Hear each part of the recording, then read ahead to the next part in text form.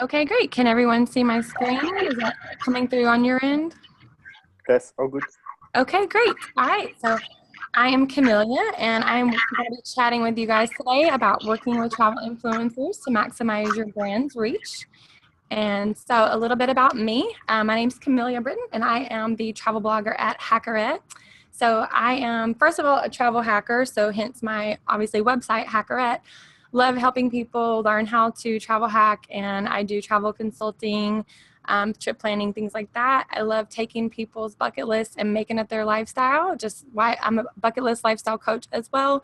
So this is what I'm passionate about. My motto is totally save where you can, splurge where it counts, and always live your adventure. So why I started my blog, and that's a little about me. So we're going to move on into it.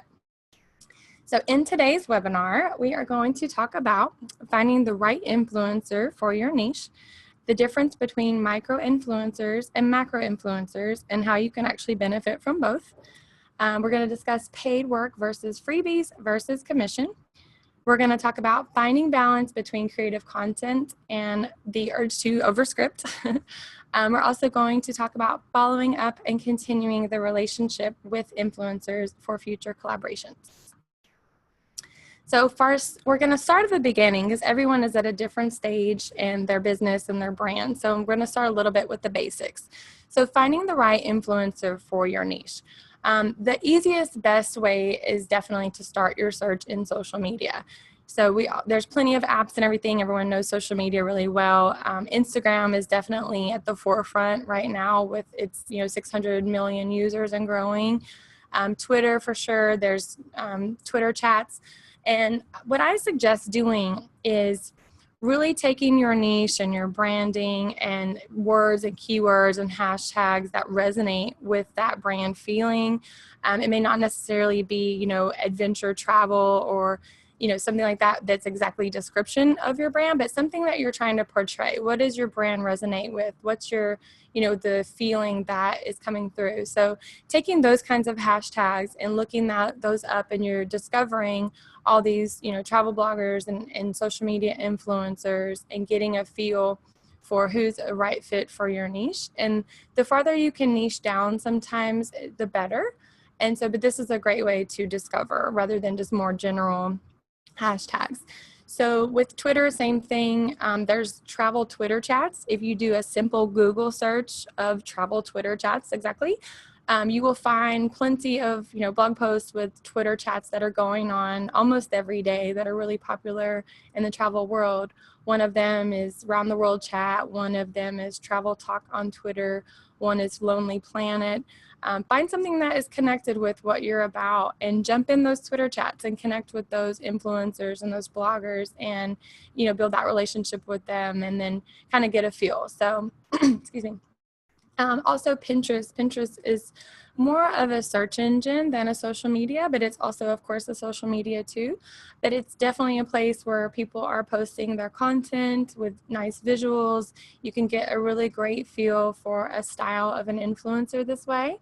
And also it will lead you to their blog, of course, so you can actually check out their content there. So searching hashtags and keywords, like I said. And then another thing I like to mention is the autofill feature on Instagram. So if you go up to and you're looking up hashtags and say you're using adventure travel and you start to type it in, you will autofill and you'll see all these other hashtags that are definitely probably relatable to your niche as well. And like I said, sometimes the farther you niche down, the more person you're going to find that's better for your niche, especially those micro influencers that may not be as large of an account. So, and then next also, there are definitely plenty of influencer apps and networks.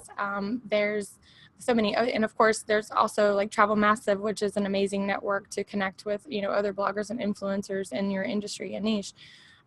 There's plenty of apps there. There's Tribe, there's Brand Snob, there's Popular Pays. There's plenty of also platforms that are not apps that are online, like IntelliFluence, and the list goes on. There's so many these days. They're popping up literally every day. So find one that you like. These are kind of the main ones. Most influencers that I speak to are a fan of Tribe. It seems to be one of the more popular ones. And so I did put that one first. Going in there and creating a campaign for a sponsored post. and your influence will come to you, and then you'll be able to kind of get a feel if you're just starting out, or even if you're even bigger. So you can start with that. And I know the Tribe app is a good, people like it on both ends, influencers as well as brands, because the influencer goes ahead and creates the content first with your brief under your direction, and then they submit it, and it's easy for everyone on either way. So it's kind of, what to expect, what to create and stuff like that. There are pros and cons to that as well, which I'll be covering later. And then also finding them, using Google search words, of course, luxury travel blogger. That's probably my least favorite way. Obviously it works, but you're going to have to, you're going to find bigger, larger accounts this way. With the other hashtags and in niching down, you can also find your micro influencers that may not necessarily be, up in the SEO for Google just yet. And of course, keep in mind, does their style align with your brand? Who are they? How do they feel? Do you like the way they create content? Go from there. Is it a fit? Does your target market follow this type of influencer? There is a lot of Instagram accounts out there. I think the most of the Instagram users are under, 40 years old, mostly. If your demographic is a little larger, or a little older, sorry, then you might not want to be on Instagram. But I know myself with my analytics on my own Instagram, I know I still have audience that is, between 40 and 65 that I see in my analytics. So those people are still on there. There's just a little bit less of them. But if they are interested in travel, they're probably going to be on there too. Because right now, Instagram has kind of become one of the main ways that people kind of do explore travel and kind of see what's new and what's out there, and grab their inspiration from that. So micro influencers versus macro influencers, and what they are and how you can benefit from both. So everybody knows the macro influencers. Those are the large followings, over 100K. The Blonde Abroad, Do You Travel, Gypsy Less. You're definitely going to have more eyes on your brand if you work with those people, but they're going to be more expensive and they can be pricey. Also, a fun fact about Instagram, which is not so fun, is that the larger your following gets, your engagement actually goes down naturally, because Instagram starts putting your post at the forefront because you have a larger following, because then it becomes, it's just the way it is. It's the smaller your following, then your posts come through first, and that's the way that their algorithm is. So there's pros and cons with that. So yes, most people follow all these macro influencers, but don't always think that, it's going to be seen as well. So definitely look at their engagement. Definitely look at who's commenting, who's liking. Are those people your target audience? And another way to work with the price of macro influencers is to collaborate with other brands in your niche that can add to, a package. If you were to do like a giveaway or something like that, like say two things that go together, your kayaking and your adventure, diving or whatever, those things go together, but they're not a competition, but they definitely go together. So if you find someone else in your niche that you want to collaborate with, and you could kind of go in together and, make sort of a package, like you see on like Amazon.com, you'll go to your cart and it will say things like, people that bought this item also bought, these 3 items or whatever. So it's natural to want to package things together, and it doesn't always come, as a competition. So I always say collaboration over competition, and it can actually help, excuse me, it can help reduce your cost, and it can create more brand awareness because you're able to afford these macro influencers, and it's cool to do a giveaway, and you can build your audience and, get more followers and also create more brand awareness in that way. Micro influencers. So these are the people with not so much under 100,000, but anywhere from 3,000 to 50 to 20 or whatever. It's the smaller followings. But with the Instagram algorithms, those people are more likely to have higher engagement because of the algorithm. And like we said, you can find them by searching relevant hashtags that are to your niche. The great thing about micro influencers is that their feeds are not going to be so inundated with sponsored posts. So when they do, participate in a sponsored post, it's probably going to carry more weight for you as a brand, and it's going to have more eyes on it, and it's going to be taken more, into heart, because it's not among so many other sponsored posts. So that's one of the pros of micro influencers, and they can definitely be much cheaper to work with as well because of this, because they have a less of a following, and they may not even be, a travel blogger or influencer, but they obviously their account is travel based and they're, a travel lover or something. I know plenty of people that are doing this that are just, they're not really bloggers, they're just sort of Instagrammers with a great, great photography skills, and they've been getting reached out to, and they might only have like 6,000 followers, and they're super excited. They're super excited to work with these brands and get either maybe a freebie or something like that, because they're not necessarily a travel blogger. But so don't discount these micro influencers, because if they really are excited about your product, they can be a great way to get your message out there to even the smaller, groups. So yes, and this is a good point. So keep in mind, a lot of people who are interested in travel actually follow a lot of similar accounts. So with that being said, if I'm following, the Blonde Abroad or Do You Travel, I'm probably following 20, 30 other, travel bloggers or travel accounts, or ones that I find that fit me. So if you find a mix of macro and, micro that fits your budget, this can be a sweet spot for sure. If you have the budget and you only have, a budget for freebies or whatever, then if you do, kind of like middle ground or a bunch of micro influencers, or maybe go into a giveaway with another company for a macro influencer, you can really boost your brand awareness this way. And let's see, and then just know that everyone's following multiple accounts. There's not just one account. It's not a one-hit wonder. Like everyone's following multiple accounts, and that's what Instagram is about. So the more you can kind of get your message out there through a mix of large and small accounts, then that's really the best. That's kind of the sweet spot, and you can find a way to fit your budget, whether that to be, through working together through a giveaway, through a company that also is within your niche, if that's an option for you. And another great point, did you know that people usually need to see your brand at least 5 to 7 times before they even consider making a purchase with you? Working with influencers builds trust and credibility with your brand. So big point to take care. Buying a lipstick from a beauty blog is very easy to do. It's $10, $20. It's an easy impulse buy. Buying travel, making travel plans, buying tickets, jetting off to Europe for the weekend, is typically not a impulse buy. And so with that being said, brand awareness is very important, because people need to see you over and over and over and have that relationship with you before they think to go on that trip or that tour, and then they're going to think of you at that time. So don't discount if it's, you're not getting sales, or you're not getting, certain things from certain campaigns.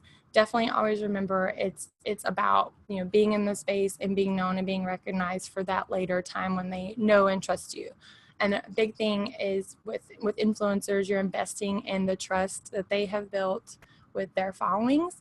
It takes so much time and so much work to build followings and blogs and post and content. And so you're investing in that trust and that time and that effort, those years or months or whatever they've spent doing that. And that kind of can fast track your brand into, building that trust a lot quicker than it can on its own. So don't discount that for brand awareness. Which brings us into paid work versus freebies versus commission. There's a place for all of them. I'll kind of go through each. Every blogger, every influencer, Instagram is going to have a different, feeling towards each of these. And same thing, obviously, with brands. Rates are all over the place. What people will and won't accept is all over the place. It's a market that's emerging, and lots of things are changing daily.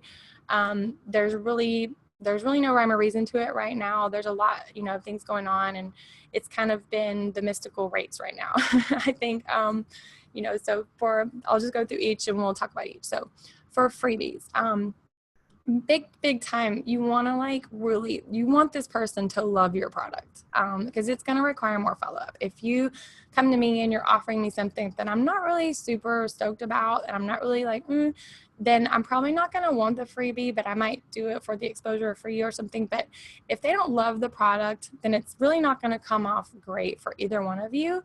And also, they're not getting paid. The influencer's not getting paid, so they really need to love the product. So do they connect with the product? Does it whatever? Is there any other, perks you can give them? Is there whatever? So like we said, it takes lots of time and lots of effort and sometimes money to build followings, whatever people are doing with marketing and things like that. So take that into consideration when you do approach influencers, and everyone wants to feel appreciated on both ends. And so, just kind of connecting and seeing, is this person passionate about my product or brand? Commission. I feel like with commission, those are difficult if you're going to do this on Instagram. Commission works better through a link-based, setup, maybe through Facebook or Twitter or their actual blog if they have a lot of traffic and things like that. For Instagram users, they really want to stay on Instagram and they don't like to leave with links. If you do a discount code for your influencer, like mine was, I did one recently and my discount code was Hackerette. So that's easier to track engagement. It's easier to track, sales and whatever and commissions and things like that. People, again, they don't impulse buy typically from Instagram unless it is a shoppable link where it takes you straight to the site. But if you're just in a regular feed with a sponsored post or something like that through an influencer, it is a little more difficult to get them to click through. But if they do click through, they're more of a better lead because they actually did click through. So they're probably going to buy or be most likely to buy. And so with Instagram, commission is difficult. But if you're going to do commission-based things, that definitely works with more clickable links like Twitter or Facebook or the actual blog. For paid work, back to commission. With commission also, I have had brands approach me and they want me to buy the product and give me a commission. So essentially that kind of to us as, bloggers, it feels like we're paying to work, which doesn't feel good to us. So I definitely understand that. But if you're going to do a commission based, you maybe want to consider doing that as a freebie and then a commission. And then people are going to be a lot more, into it. Plus you want them to love the product because then they're going to promote it properly and authentically and you're going to get a better result. Paid work, I definitely think is the best results for sure. Everyone wants to be paid for their time. Even if you have a small budget, even if it's a $50 payment, even if it's $100, whatever, if it's a small something, that makes it into a business transaction and everyone knows what to expect. So if you only have a $50 budget is better than zero budget, and any day. So even if you have a small payment or something, everyone likes to get paid, but it definitely opens the way for negotiation. And I think you're going to get the best result for this. So it's almost worth paying whatever you can pay and really working together with an influencer and really negotiating. If you really like them, like you found them and they're in your niche and you really like them, invest and have a really great campaign, connect with them and really get what you want out of it. And it's going to go way farther than some of the other things. So again, like we said, keep in mind, what's your goal? Brand awareness or sales? We love sales. Sales is business. We won't have a business without sales. We get that. But again, it's travel. The travel industry is not an easy impulse buy. Some things are, like maybe a bag or a gear, but travel things like jetting off to Europe, like we said, is going to take some time or whatever, whether it's a tour or hotel. Brand awareness is always good and it always builds that trust, like you said. So don't discount that. But do keep that in mind when you're making these decisions. If sales is your goal, use those examples that I said in the last slide. And if brand awareness is your goal, then do those things. So creative content and over scripting. One of the things that's really tough as an influencer is whenever they have an exact caption they want you to use and it doesn't sound like you at all. It's going to come off fake and phony. It's not going to flow. Like I said here, it takes away from the creative process. If you really like this influencer, then let them be creative. They may come up with something you had no idea that sounds amazing that you didn't even think of. You don't know what you don't know until you explore that with them. Over scripting definitely doesn't flow well if it sounds inauthentic, and it can be awkward in the feed, which is actually a disservice to your brand. It doesn't serve anyone. You're not going to get results. It's going to feel forced. I don't recommend it. If you're using multiple influencers, then, again, people may see that same caption used elsewhere and they'll have a negative feeling towards your brand because it definitely feels inauthentic. And that's the last thing that you want to do. You're actually hurting your brand this way. And I understand the thoughts behind, scripting and everything, but I would let some leeway in that with your influencer to make it authentic to them and their audience, because they know their audience better than anyone. And that's why they have the audience. And I would allow them some creativity there to do what's best. So yes, again, creative content that's more by the influencer, and you can find that balance, and we'll talk about that in just a sec. It definitely flows well on the feed because they created it. It feels more natural and authentic because they're using their own words. It creates a more positive connection to your brand through the trust of the influencer. Like I said, you're buying trust. It builds real trust for your brand and creates a real life experience that your target audience can relate to.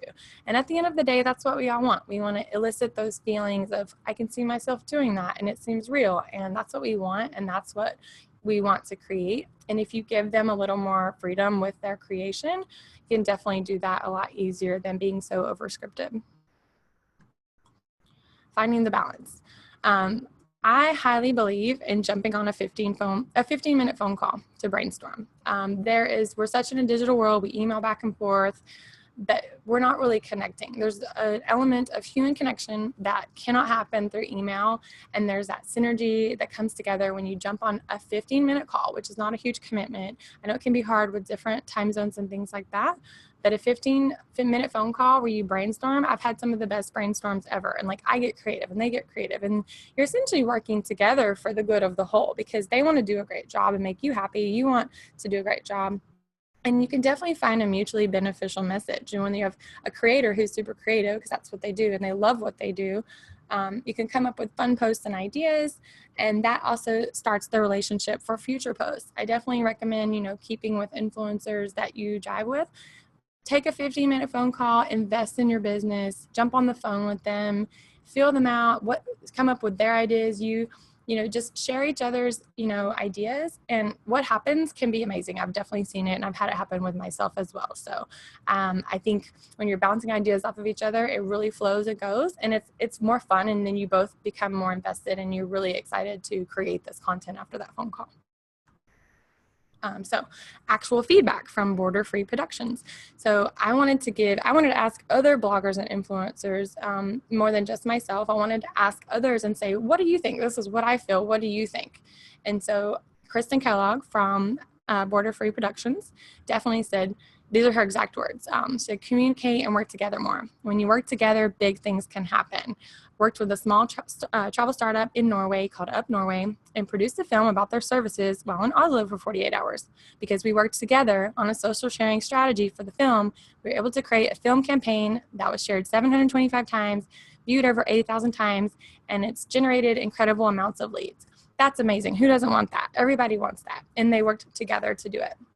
Again, she says, let creatives out of the box. I create my best work when I have less firm check-ins and strict guidelines from the brand. You're hiring an influencer because you like their style. When you give me a box to stay inside, it makes it tough to do your best work. She pitched Rosetta Stone an idea, and they let her run with it. It was some of their top viewed and engaged content on Facebook. Trust the people you hire to do a great job.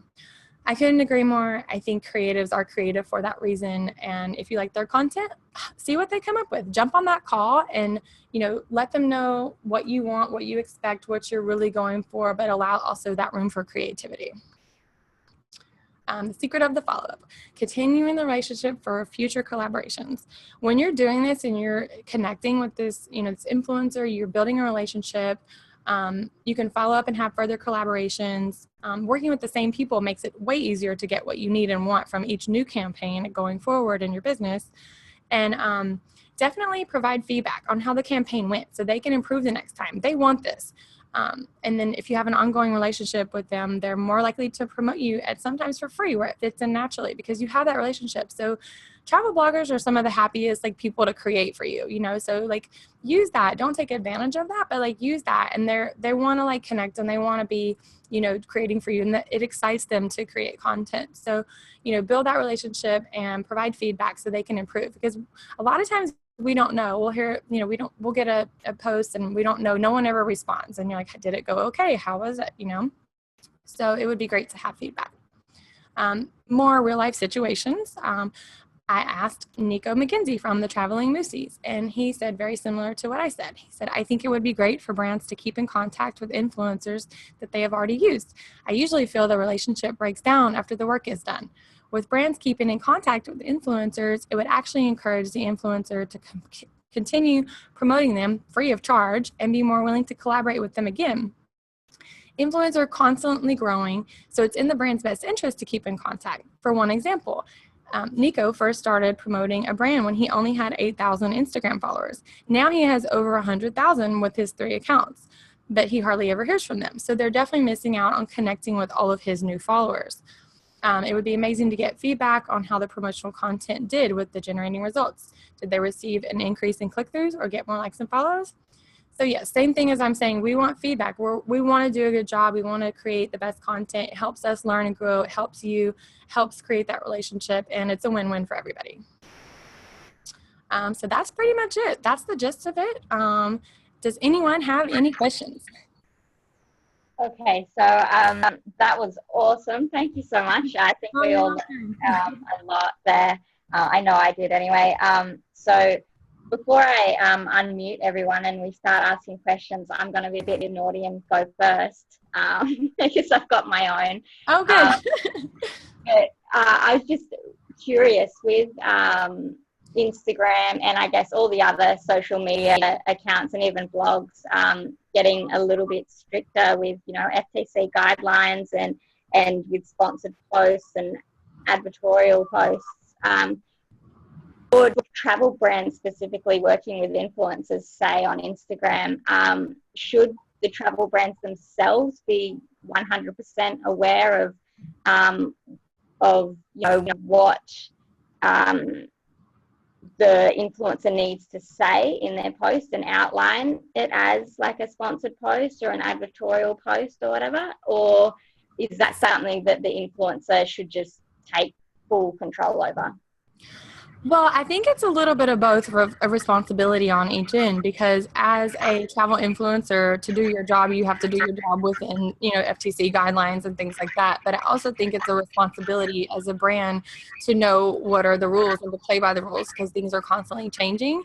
There's usually constant news and articles coming out all the time, and I'm always getting them, and things have like alerts set up for that. Things are changing quite a bit, and they have cracked down quite a bit. I know that the FTC was initially cracking down on the brand, and then now they've actually started cracking down on the influencers themselves, because the influencers kind of weren't, you know, maybe always putting like hashtag ad or sponsored or whatever, and now they've started, you know, cracking down. And so now it's gotten serious, and it's gotten, you know, it's kind of shaken up everything where you have to put hashtag ad and hashtag sponsored or whatever. Those are the main things. It needs to say sponsored or ad or, you know, ambassador. But I think those two are the main. Ambassador is kind of like, but it needs to be clear, because unless, you know, then it's kind of, you know, breaking FTC guidelines and things like that. And so, and I have had people come to me and ask, you know, can you not put that in your posts? And I'm like, no, I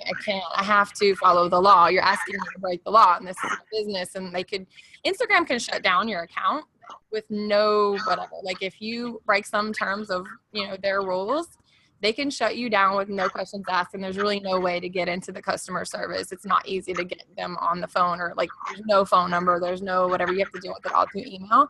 So I feel like both people are responsible, and you definitely need to know, because that's part of the rules. And then also don't ask us to do something that's illegal, because I know it's online and it's Instagram and it's fun and it seems like whatever, but they can shut us down, and that's not putting us in a nice situation with our business. You wouldn't want that with your business as well. So hopefully that answers your question. Yeah, it does, absolutely. I think on the flip side of that as well, if you're not playing by the rules as a travel brand, and you don't know specifically what the rules are, if an influencer is actually promoting you and you have paid them to do so, and they're not saying that it's a sponsored post, then if they do get shut down, then that's going to hurt your brand as well, because that ad's not going to run. Absolutely. And at the end of the day, we're building trust. And at the end of the day, you have to keep ethical. And people know, people aren't stupid. You know, users of Instagram, they know what's a sponsored post and whatever. They don't unfollow, or they do. If they connect with your brand, they connect with it. You know what I mean? And it's like not 100% of followers are going to connect with that, you know, influencer's post. But some will. And the ones that will are your raving fans, you know?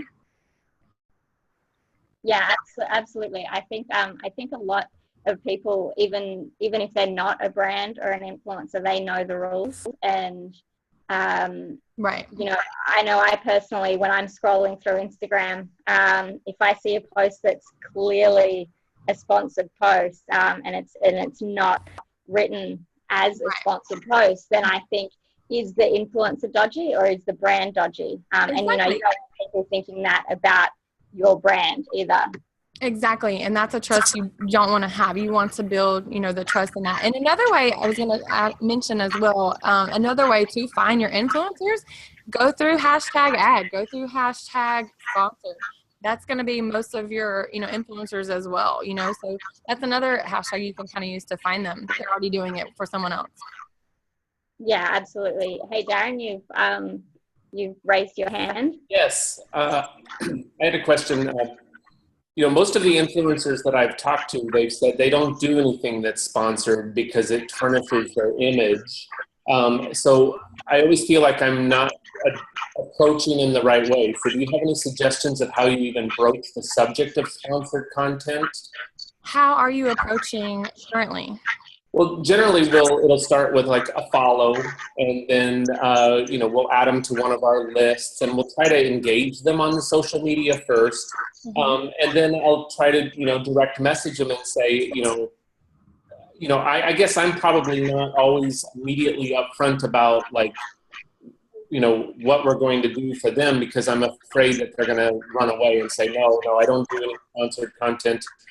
You know, I guess I don't have enough experience of how do you engage somebody when I'm going to pay them, either with free. What is your situation? What is your situation? Like, give me a problem and I'll solve it. So do you need to give away freebies? Is that your budget, or are you, like, where are you in that range where you are? So our website is Hostel Management International, hostelmanagement.com, but my personal hostel in San Francisco, Pacific Tradewinds Hostel. And so we're looking at travel bloggers here in the hostel space, budget travelers. And of course, you know, we'll offer them a free stay, but they're not always in San Francisco at that particular time. And then we'll kind of engage with them and say, you know, hey, do you do writing? And usually they'll say, no, I don't do any sponsored content writing. Okay. Many do. So I think you're just maybe not finding, and that's totally fine. It sounds like you're getting new into this space, but many people do sponsored posts. So many people do. Yeah. What sort of phrasing do you use? What sort of phrasing? When you're actually approaching them about, like, some sort of compensation. You know, and that has to be, it's like, let's see, because I'm usually on the other end. So, but for me, if a paid opportunity is always going to catch my attention more than like a freebie or a whatever, and say, you know, you can say, hey, and then give a little intro. Like, think of it, I like to tell people, think of it like dating. Would you just go in for the kill, like, right away? No. You know what I mean? So you have to kind of make that relationship and feel them out, you know? So it's like, hi, I really love your blog, Instagram / Twitter account, whatever you like about them, you know, and you're like, hey, this is a little bit about my company. Does that sound like something, you know, that, you know, resonates with your niche? Do you have a rate sheet that you usually use? If not, I'm open to discuss or jump on a phone call and discuss what works or something like that. Like, would that sound, you know? And maybe the 15-minute phone call, I like that suggestion. I really love, I mean, maybe I'm old school or whatever, but I feel like I've had the best, you know, connections with people, because over email, there's no tone, there's no this, there's no that. And you're like on the spot together brainstorming. And I just feel like that synergy, it comes or it doesn't. And when you find that person that you have synergy with, you want to work with them. And maybe you don't, you know, so it's almost like you have to put in the effort and the work and to get the good result. Like, bad results are a dime a dozen, and that's why people are having trouble. But I think people just need to jump on the phone and say, hey, can we talk for 10 minutes, 15 minutes? And you know, or you won't. It's like a date, you know? Yeah. They work, they flow with you, or they don't. And you're going to get a lot of information in a 10 or 15-minute phone call. Okay, thank you. Yeah, of course. Any other questions? Okay, so I'm just going to unmute everyone now. If anyone wants to ask a question, then ask away. Of course, you can mute yourself back again if you definitely don't want to talk. I'm just going to pop to this screen here. If you have any questions that come up later, then this is my email. I'm more than happy to chat with you or jump on a call to help with your brand or whatever. And yeah, I said I also do consulting with social media and things like that. I've grown my own Instagram to quite almost 20,000 now, and so I know a few things about that as well. And my website is hackerette.com. If you want to connect with me, you can find me there, and I'm happy to answer any more questions now as well if you have any more.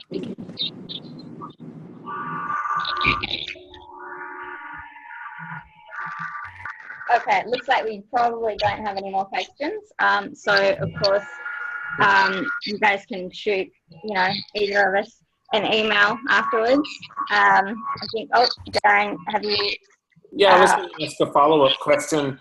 So, given that influencers are disclosing the fact that it is a sponsored content, and particularly in the hostel demographic, one of the feelings that we've had is that are those effective?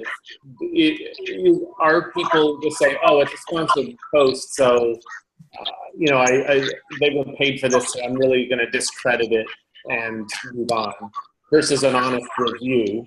And then the other question is, I'm assuming that these don't really build anything for SEO because they're frequently rel no follow link to your website. For an Instagram post, you're saying, or for Instagram or Twitter or a blog post? Blog posts are typically linked back. So if you have a link there, then it will do SEO and everything. What works the best regarding of all that is if they are finding out, again, going back to what I said before, are they interested in your brand? Do they connect with your brand? Because that freebie needs to resonate with them, and then it's going to be like, sure, I'll write the post, or whatever, and they're going to feel fine about writing it because they resonate with your brand and it's a good fit, and that's going to carry the most weight for you anyway. Okay. Do sponsored posts, I thought that they had to be rel no follow in order to disclose the fact to Google that the page rank of the blogger shouldn't follow through because they were compensated for it. That I don't know, so I would check on that. I don't know on that. So things are changing every day. Yeah, I thought I'd read that. Yeah. Shoot me that link. Yeah, I'm learning every day myself. Okay. So you are correct that it should be, generally speaking, if you're doing a sponsored post, then you should be How often you travel? How do you get your deals? How you know what I mean? That's what I would like to ask. I think Gabby also, you had a question? Yes, I have a question, but I'm not sure if I am going live or not. I'm calling from Mexico, and I am. Yes. I'm joining. Okay, thank you. My question is related to: do you have any experience working not in the new way of calling it influencers, but with journalists, travel journalists? What would be the difference? I'm sorry, I'm having a really hard time getting that one. Sorry. Did you guys hear that one? I didn't really get the question. Okay, thank you. My question is, do you have any experience working with journalists instead or besides influencers, and what would be the difference? Journalists, like as in what way? Like as in like Huffington Post and things like that, or? Yeah, overall, yeah, overall. Mm-hmm. Yeah, that's different. Some people, like I know Alyssa Ramos, she writes for Huffington Post and she's a travel blogger as well. So, I mean, that's definitely different. When you have a, hosted blog that's like self-hosted, then you have the creation over your content. If you are writing for a Huffington Post or something like that, they have to be a contributor. And so that's a whole nother, it's very different. So it's not really apples and apples on that. Okay. Thank you. Yes. Thank you.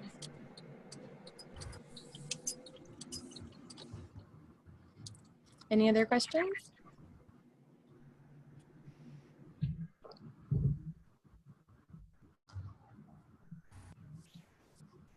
No, okay, that looks like about it then. So I guess it's probably time to end the webinar here. So thank you so much again, Kamelia. We really appreciate it, and congrats on the awesome job. Thank you. Thanks so much for having me. Appreciate it. Okay, awesome. So I hope to see all of you guys again on August 10th for our next webinar. So thanks, guys, and see you then.